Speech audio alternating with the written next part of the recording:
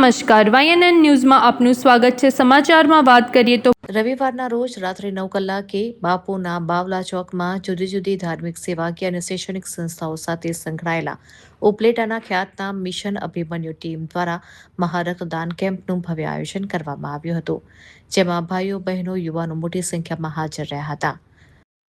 જે નિમિત્તે 170થી વધુ રક્તદાતાઓએ બ્લડ ડોનેટ કરીને થેલેસીમિયાગ્રસ્ત બાળકો તથા કેન્સર પીડિત દર્દીઓની ભારે આપેલું છે।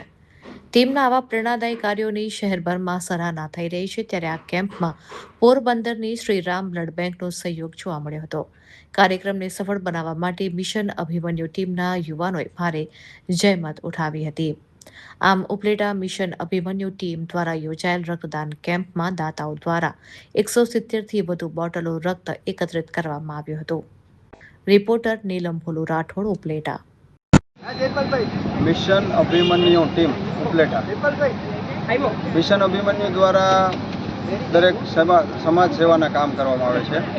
તો અત્યારે ખાસ ઉનાળામાં પોરબંદર શ્રીરામ બ્લડ બેંક એમનો એવો આગ્રહ હતો કે અત્યારે ઉનાળામાં બ્લડની ઘટ ખૂબ જ છે, અને ખાસ કરીને થેલેસેમિયાવાળા બાળકો અને કેન્સરના દર્દીઓ, આ દર્દીઓ માટે બ્લડની ઘટ હોય છે અત્યારે। એટલે એમના આગ્રહથી છેલ્લા 2 દિવસમાં થોડી તૈયારીઓથી આ કેમ્પનું આયોજન કરવામાં આવ્યું, અને લોકોનો ખૂબ સહકાર મળ્યો। આવી જ રીતે લોકો સહકાર આપતા રહે અને મિશન અભિમન્યુ ટીમ કામ કરતી રહે છે। ખૂબ અભિનંદન। Subscribe now and press the bell icon. Never miss an update.